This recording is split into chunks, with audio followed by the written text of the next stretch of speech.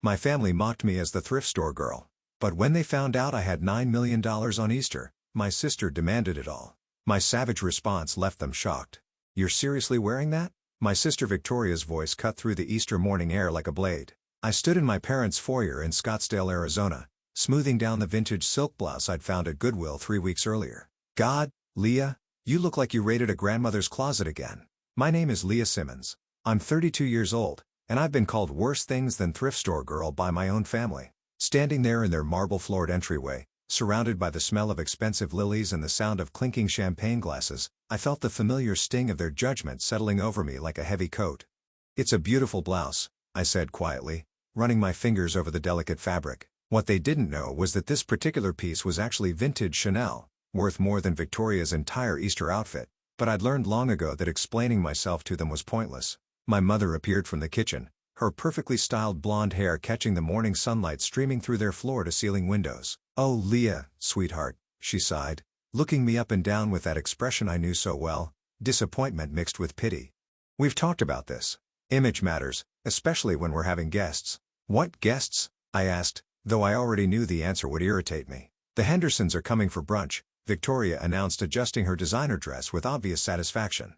"You remember Jessica Henderson. She just got promoted to regional manager at the marketing firm, making 6 figures now." The comparison hung in the air like smoke. At 34, Victoria worked as a real estate agent and never missed an opportunity to remind everyone about her success, even though I knew she struggled to make her mortgage payments most months. Our parents, both retired teachers living on fixed incomes, had somehow convinced themselves that Victoria was the family success story while I was the disappointment who couldn't even dress properly. "Maybe you could borrow something from Victoria," my mother suggested, her voice hopeful. "You two are about the same size." I almost laughed. Victoria was 3 inches taller and 2 sizes larger than me, but pointing that out would only make things worse. Instead, I forced a smile. "I'm comfortable in what I'm wearing, thanks." Victoria rolled her eyes dramatically. "Comfortable? That's so typical of you, Leah. Some of us actually care about making a good impression." What they didn't understand was that I'd stopped caring about their impressions years ago. What I cared about was the quiet satisfaction of building something they couldn't see, something they'd never thought to look for. But standing there in their pristine house, watching them prepare for their performance of family perfection, I couldn't shake the feeling that today would be different somehow. The pattern had been set for as long as I could remember. Growing up, Victoria was the golden child who got the newest clothes, the biggest bedroom, and most of our parents' attention. I was the quiet one who learned to make do with hand-me-downs and library books, who found treasures in places others overlooked. After college, while Victoria moved back home to launch her real estate career with our parents' financial support, I'd taken a different path. I rented a small apartment across town and started working as a financial analyst for Sundale Financial, one of the smaller investment firms in Phoenix.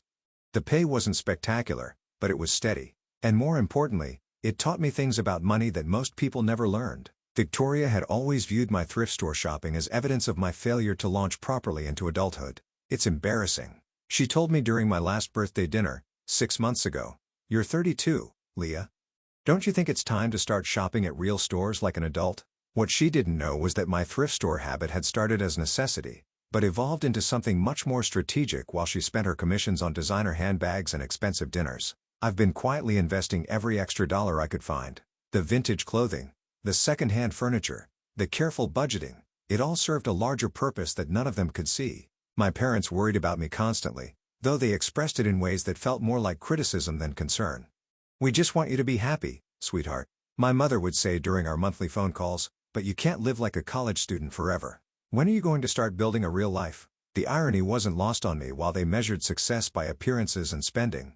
I've been building something substantial in the shadows every month. I watched my investment accounts grow. Every year, I increased my contributions. Every thrift store find represented money that could go toward my future instead of fleeting fashion. But explaining this to them felt impossible. How could I tell them that their thrift store girl had been making smarter financial decisions than any of them?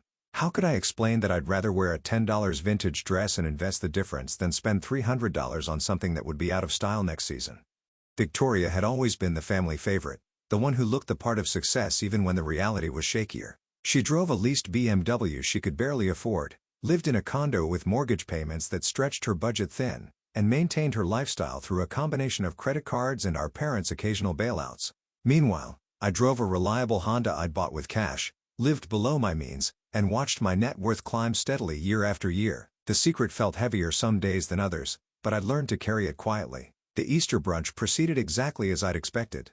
Jessica Henderson arrived with her husband and 2 perfectly dressed children. And within minutes, Victoria had positioned herself as the center of attention, regaling everyone with stories about her latest real estate deals. Leah works in finance, my mother explained to Jessica when the conversation inevitably turned to careers.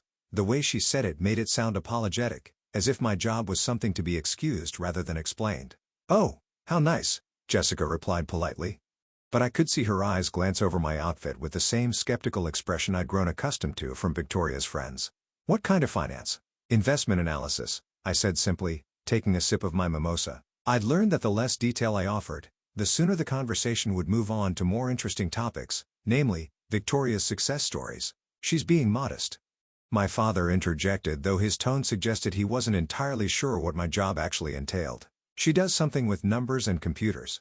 Very technical." Victoria laughed, the sound sharp and familiar. "Leah has always been good with numbers.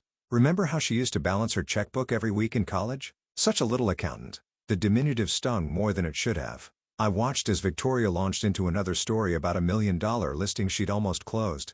And I found myself retreating inward the way I always did during these family gatherings. I love them, but being around them felt like trying to breathe underwater sometimes. After brunch, while the adults lingered over coffee and the Henderson children played in the backyard, I excused myself to use the bathroom. I'd left my purse on the hall table, and when I returned, I found Victoria rifling through it with the casual entitlement that had always characterized her relationship with my belongings.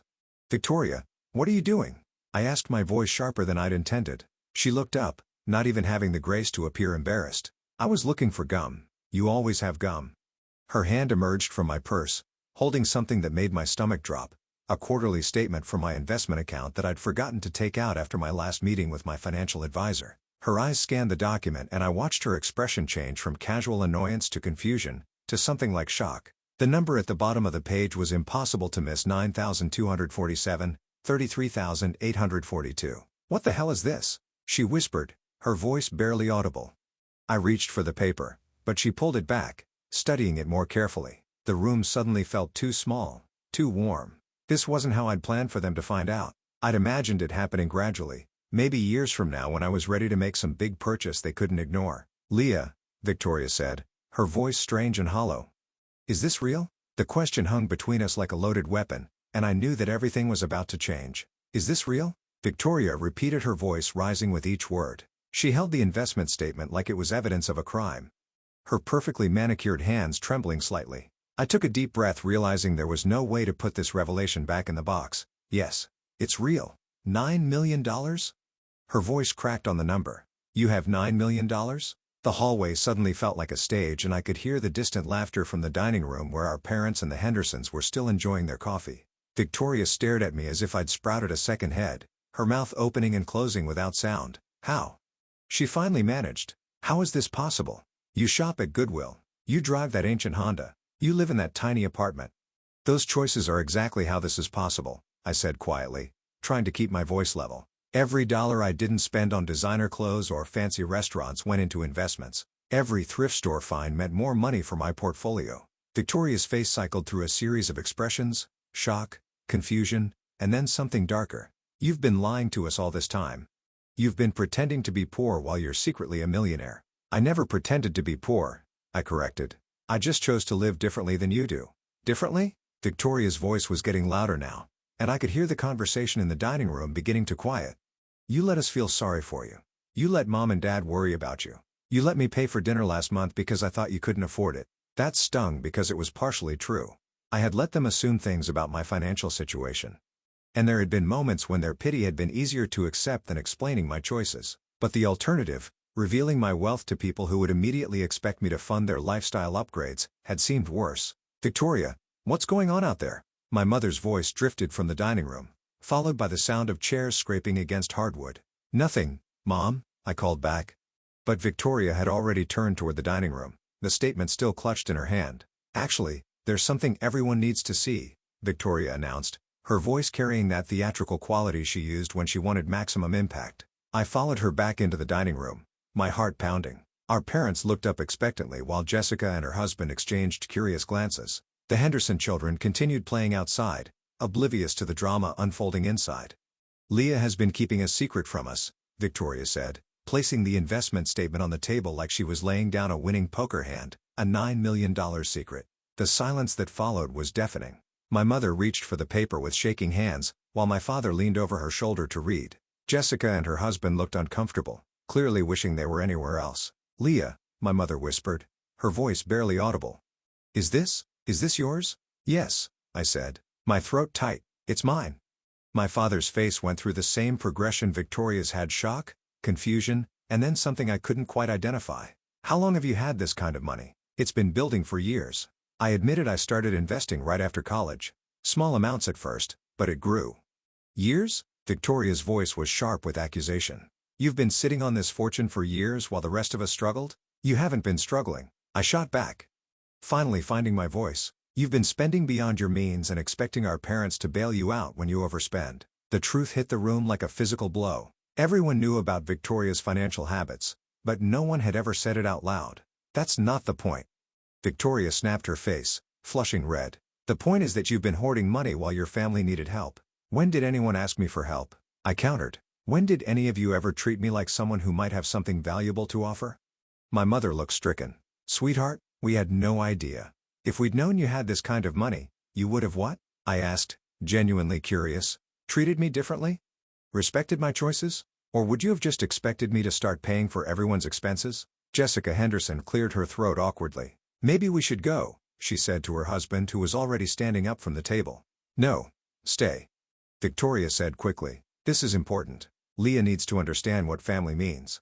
I watched as Victoria positioned herself as the moral authority in the room, the same way she'd done our entire lives. She had a gift for making her desires sound like righteous causes, and I could see her wheels turning as she figured out how to spin this situation to her advantage. Think about everything Mom and Dad have done for us. Victoria continued, her voice taking on the persuasive tone she used with difficult clients. They paid for our education, supported us when we needed it, and they're still helping both of us in different ways. Don't you think it's time to give back?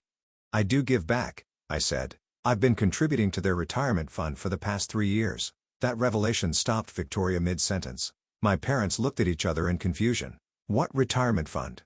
My father asked. The one I set up for you, I explained. $500 a month automatically deposited. I thought you'd noticed. My mother's hand flew to her mouth. Those deposits, we thought they were from the pension adjustment. No, I said quietly. They were from me. Victoria's face darkened. So you've been helping them financially, but you kept it secret? That makes it even worse. You could have been doing so much more. More like what? I asked, though I was beginning to understand where this was heading. Like paying off their mortgage, Victoria said, gaining momentum. Like helping me get out of debt so I can really focus on building my business. Like giving our family the security we've never had. There it was, the real Victoria. The one who saw my money as a solution to all her problems. I looked around the table at the faces staring back at me. My parents confused and hopeful. Victoria calculating and demanding. The Hendersons increasingly uncomfortable. You want me to pay off everyone's debts and mortgages, I said slowly. You want me to fund your lifestyle upgrades? I want you to do the right thing, Victoria shot back. I want you to remember that family comes first. We could all start fresh, Leah. We could all be secure. Secure? I repeated, tasting the word.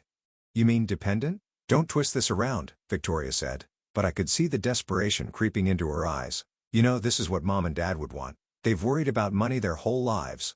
You could fix that. My mother reached across the table and took my hand. We never asked for this, Leah. We're proud of what you've accomplished. But Victoria has a point about family helping family. The pressure in the room was suffocating. I could feel their expectations pressing down on me like a physical weight, and I realized this was exactly why I'd kept my wealth secret for so long. Let me get this straight, I said, pulling my hand away from my mother's gentle grip. For 32 years, you've treated me like a family disappointment. You've mocked my clothes, dismissed my choices, and made me feel like I was never quite good enough. And now that you've discovered I'm worth $9 million, suddenly I'm supposed to solve everyone's problems? That's not fair, my father protested. But his voice lacked conviction. Isn't it? I stood up from the table, feeling something shift inside me. Victoria, you called me thrift store girl 20 minutes ago. You laughed about my clothes in front of your friends. You've spent years treating me like I was too pathetic to take seriously. I was just teasing, Victoria said, but her voice was defensive now. I didn't mean anything by it. You meant exactly what you said, I replied. You thought I was less than you because I didn't spend money the way you do. You assumed I was poor and unsuccessful because I didn't perform well the way you think I should." Jessica Henderson stood up abruptly. "We really should go," she said to her husband. "This feels like a private family matter." "Please don't leave because of this," my mother said. But she was already gathering her purse. "It's fine," Jessica said diplomatically. "Thank you for brunch." It was illuminating. After the Hendersons left, the tension in the room became even more concentrated. Victoria paced behind her chair like a caged animal while my parents sat in stunned silence. "None of that changes the fact that we're family," Victoria said finally. "We stick together. We help each other. That's what families do, is it?" I asked. Because from where I'm sitting, it looks like families mock each other for being different, assume the worst about each other's choices, and then demand financial support when it turns out those different choices were actually smart ones. My mother's eyes filled with tears. "Leah, please. We love you. We've always loved you." "I know you love me," I said, "and I meant it, but you've never respected me. You've never valued my judgment or my choices. You've treated me like a charity case who needed your pity, not an equal member of this family." "So what are you saying?" Victoria demanded. "You're going to punish us for hurting your feelings? You're going to keep all that money to yourself out of spite?" "I'm saying that the same qualities that made you look down on me are the exact qualities that built this wealth," I replied. "The careful spending, the second-hand shopping, the quiet saving, you mocked all of it. You don't get to benefit from choices you spent years criticizing." Victoria's mask finally slipped completely. "This is ridiculous. You're being selfish and petty. That money could change all of our lives." "It already changed mine," I said. "It gave me the freedom to stop caring what you think about my clothes or my apartment or my car. It gave me the security to be myself instead of trying to meet your expectations." "So that's it?" Victoria's voice was rising to a shout now. "You're going to hoard $9 million while your parents struggle to pay their bills?" "My parents aren't struggling," I said calmly. "They haven't struggled for 3 years. Thanks to the money I've been quietly sending them. Money you all assumed came from somewhere else because you never imagined I could be the one providing it." The silence that followed was different from the earlier shock. This was the silence of people realizing that everything they thought they knew was wrong. I walked to the front door feeling strangely calm for the first time all day. Behind me, I could hear Victoria's voice rising in pitch as she continued her arguments, but the words had lost their power to hurt me. I'd spent so many years absorbing their criticism, letting their disappointment shape how I saw myself, that I'd forgotten what it felt like to stand up straight. "Where are you going?" my mother called after me. I turned back to face them one last time. Victoria stood in the dining room doorway, her face flushed with anger and desperation. My parents flanked her, looking older and more confused than I'd ever seen them. "I'm leaving," I said simply, "and I want you all to think about something. You spent this entire morning making jokes about my clothes and my lifestyle. You introduced me to your friends like I was someone to be pitied. You've been doing that for years. And I let you because I thought family meant accepting how people treated you." Victoria opened her mouth to interrupt, but I held up a hand to stop her. "But here's what you didn't understand," I continued, my voice growing stronger with each word. "While you were buying designer handbags and leasing expensive cars, I was building something real. While you were worried about appearances, I was creating actual security. And now that you know what I've accomplished, you want to claim it as family property." "It doesn't have to be like this," my father said quietly. "You're right," I agreed. "It didn't have to be like this. You could have respected my choices. You could have treated me like an equal instead of a disappointment. You could have valued substance over style, but you chose differently." Victoria stepped forward, her voice desperate now. "Leah, please. We can fix this. We can do better. Just give us a chance to prove it." "With $9 million, I asked. "That's not how trust works, Victoria. That's not how respect works. You don't get to mock someone for being different and then demand to share in the success that came from those differences." I reached for the door handle, but Victoria's voice stopped me one more time. "You're making a huge mistake," she said, her tone shifting from pleading to threatening. "Family is all you have, Leah. You think your money makes you better than us, but it doesn't. Money doesn't buy you love or loyalty." I turned back slowly, meeting her eyes with a clarity I'd never felt before. "You're absolutely right," I said. "Money doesn't buy love or loyalty, which is exactly why I'm not going to try to buy yours with $9 million. The words hit her like a physical blow. For the first time in our entire relationship, Victoria had no comeback, no clever response, no way to turn the situation to her advantage. "You mocked the girl who made this happen," I said. "My boy's steady and calm. You laughed at her clothes, dismissed her choices, and treated her like she was too pathetic to take seriously. You don't get to claim her success now that it's convenient for you." My mother took a step forward. "Leah, sweetheart, we never meant to make you feel I know you didn't mean to, I said gently, but intentions don't erase impact. And the impact of 32 years of being treated like the family failure doesn't disappear because you've suddenly discovered I'm actually the family success. I looked at each of them one more time. My parents with their confused hurt, Victoria with her barely contained rage. These people had shaped my childhood, influenced my choices, and remained at the center of my world even when their love came wrapped in criticism. I hope someday you understand, I said. I hope someday you realize that the person you couldn't respect was exactly the person you needed her to be. With that, I walked out the door and closed it firmly behind me, the sound echoing through the quiet Scottsdale afternoon, like a final punctuation mark on the conversation that had changed everything. Victoria's attempts to salvage the situation became increasingly desperate in the weeks that followed. She tried calling me dozens of times, leaving voicemails that shifted from angry demands to tearful apologies to calculated guilt trips. When I didn't respond, she enlisted our parents as intermediaries, then mutual friends, then anyone who might have influence with me. Eventually, in a move that surprised no one who truly knew her, she hired a lawyer to explore whether she had any legal claim to my money as family. The consultation lasted exactly 20 minutes before the attorney explained that blood relation doesn't create financial obligation, and Victoria was left with both a hefty legal bill and the humiliation of having her greed officially documented. Our parents, meanwhile, struggled with the revelation that their successful daughter was drowning in debt while their disappointing daughter had quietly become a millionaire. The cognitive dissonance proved too much for their carefully constructed family narrative, and they found themselves increasingly isolated as friends and neighbors learned about Victoria's lawsuit attempt and their role in the Easter confrontation. 6 months later, I sat in my new reading nook in Denver, Colorado, watching the morning light filter through my apartment windows. I'd moved here partly for the fresh start and partly to be closer to the nonprofit I'd started, a financial literacy program for young women from working-class backgrounds. The irony wasn't lost on me that I was teaching them the same principles my family had mocked me for following. Spend less than you earn, invest the difference, and don't let other people's opinions about your choices determine your worth.